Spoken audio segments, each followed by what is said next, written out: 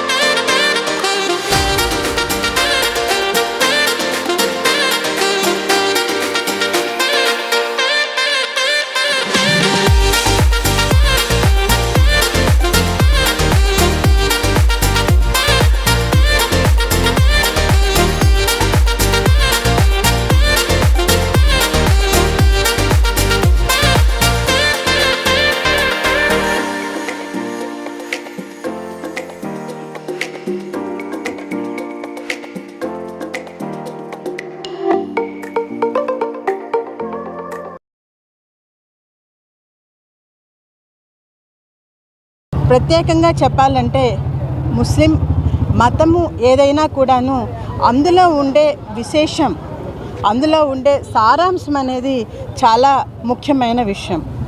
అందులో ప్రత్యేకించి ఈ రంజాన్ మాసంలో ఒక మనిషి ఒక దాని మీద కఠోరమైన నిర్ణయంతో ఎలా తన మనస్సుని ఎలా కంట్రోల్లో ఉంచుకోవాలి, తన బాడీని ఎలా కంట్రోల్లో ఉంచుకోవాలి, తన ఆలోచనని ఎలా కంట్రోల్లో ఉంచుకోవాలి, తన జీహ్వని ఎలా కంట్రోల్లో ఉంచుకోవాలి అనే విషయాన్ని మనకి భగవంతుడు ఈ విధంగా మనకి నేర్పిస్తున్నాడు. ఇది చాలా అమూల్యమైన విషయం అండి.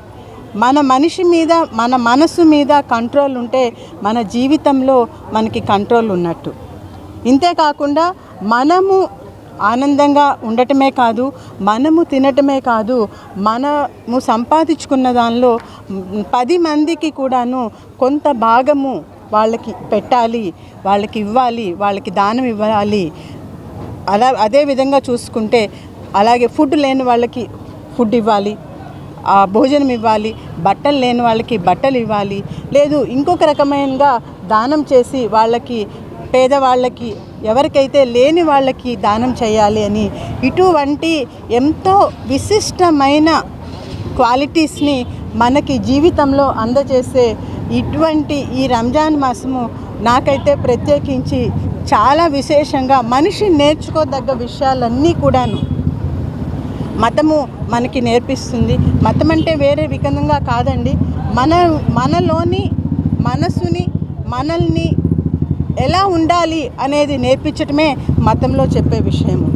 కాబట్టి ఈరోజు ఈ సందర్భంగా అందరితో కలిసి ముస్లిం సోదరి మనసుతో కలిపి ఇఫ్తార్ విందులో పాల్గొనటం నాకు ఎంతో ఆనందమైన విషయము. నారాయణ గారు కూడాను కులం మతం అతీతంగా ప్రతి ఒక్కరూ మనిషి, ప్రతి ఒక్కరూ బాగుండాలి, ప్రతి ఒక్కరికి కూడాను వారికి కావలసిన సహాయం అయి ఉండొచ్చు, చేయదగిన పనులు కానీ చేయాలి, కుల మతాలకి అతీతంగా ఉండాలి అని నారాయణ గారు కూడా ఎప్పుడూ భావిస్తూ ఉంటారు. అదే రకంగా తను చేస్తూ ఉంటారు.